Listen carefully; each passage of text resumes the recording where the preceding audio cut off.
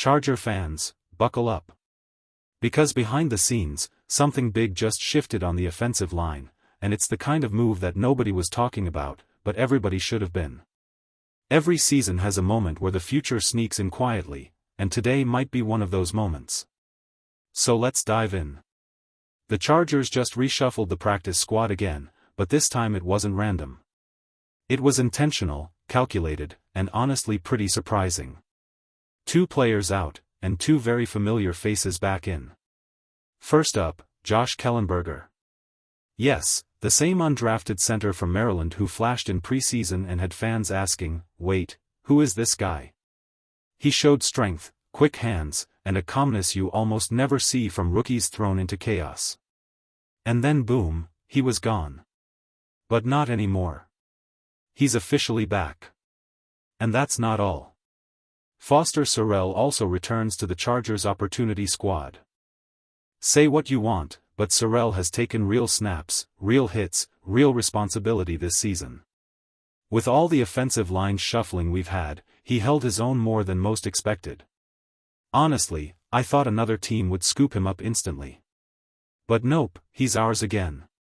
To make room, the team released David Sharp and wide receiver Luke Grimm. Moves like this happen constantly, but the timing here feels deliberate. The Chargers aren't just rotating bodies, they're tightening the foundation heading into a critical stretch of the season. Before we go any further, if you love Chargers updates, deep dives, and straight talk breakdowns, hit that subscribe button, drop a like, and smash the bell icon so you never miss a moment. Your support helps keep these videos coming.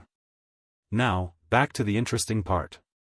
Kaltenberger's return might be the most underrated development of the week. The Chargers have been hunting for stability at center.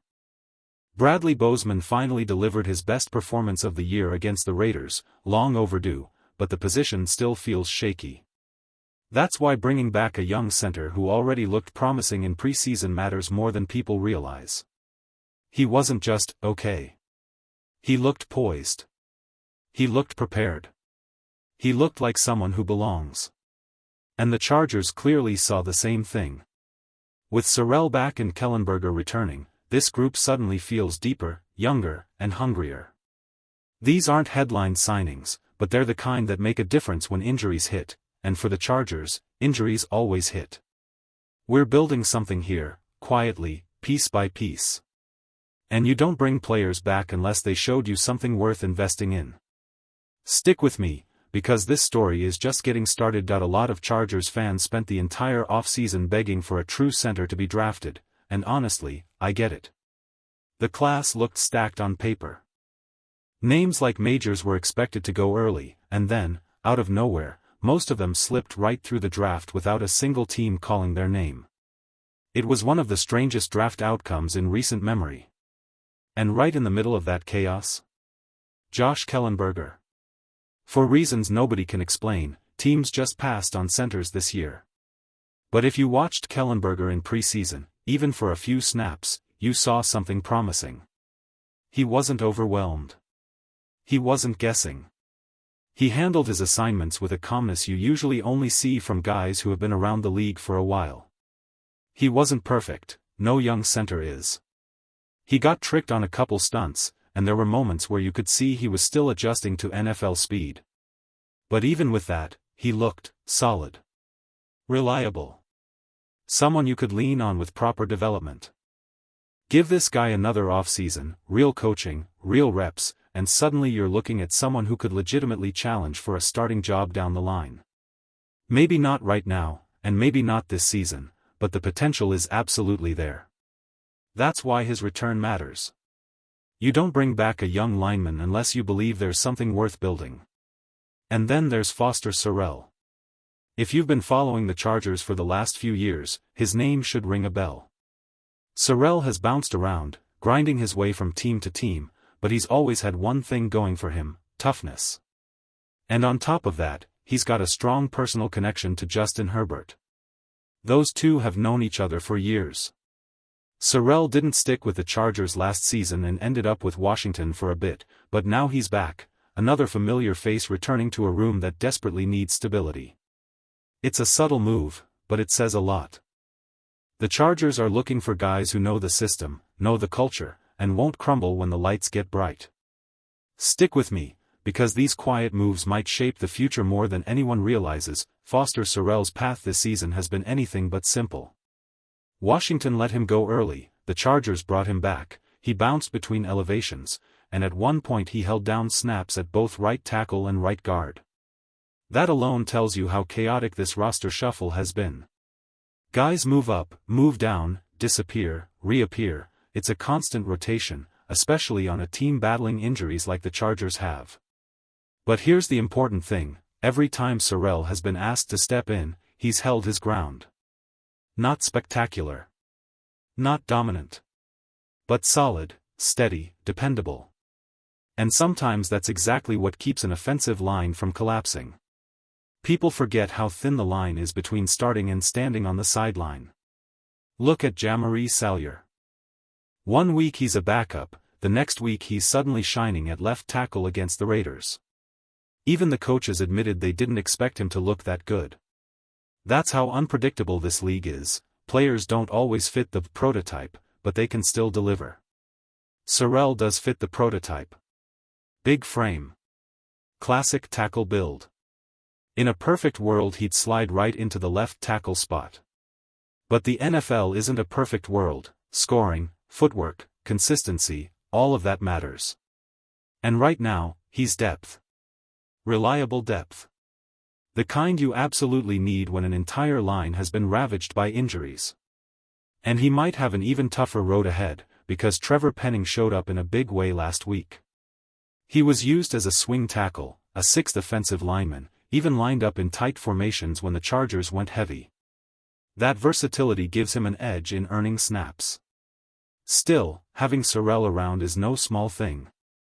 He's close with Justin Herbert, he knows the system, and he's been in the fire enough times to stay calm when things get chaotic. Moves like this might not make headlines, but they matter. As for David Sharp, another big body, another experienced lineman, the Chargers let him go after a short stint. He was brought in when Joe Alt went down, worked out, got a chance, and gave the team some temporary cushion. Greg Roman knew him from earlier days, but at this stage Sharp is more of a veteran placeholder than a long-term option. Every one of these moves tells a story. A shifting roster. A coaching staff searching for the right combination. And a team trying to survive the grind of an NFL season. Stick with me, because the next few weeks are going to reveal exactly which pieces matter most. Bringing back Josh Kaltenberger and Foster Sarell makes more sense than most people realize. Both players are younger, both still developing, and both offer something Sharp simply couldn't at this stage of his career.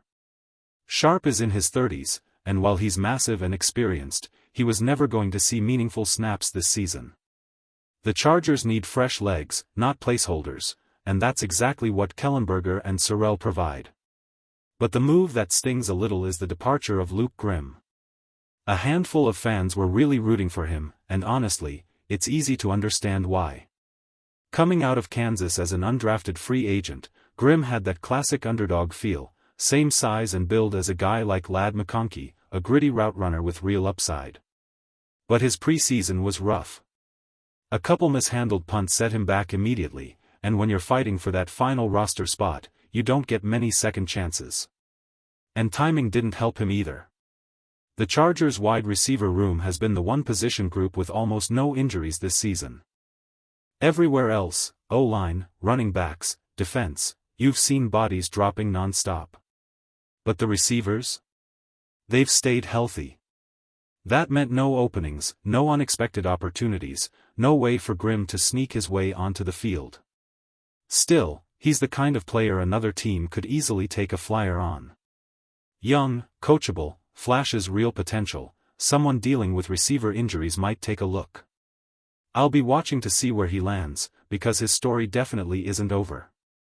Becoming a difference maker in the NFL is brutally hard. First-round picks bust every single year. Undrafted guys have to walk a tightrope just to earn practice reps. Grimm's biggest obstacle wasn't talent, it was opportunity. And without in-game reps, you simply can't prove what you can become. If he sticks with it, adds a little more strength, sharpens his returning skills, and finds a team that needs depth, he could absolutely work his way back. He's bigger and more physical than someone like Darius Davis, and with development, could even fight for a returner role somewhere down the line. For now, though, it's a wait-and-see situation. 2 new faces in, 2 faces out, and the Chargers continue shaping the roster one small move at a time. Stick around, because these subtle changes often reveal their importance long before the season ends.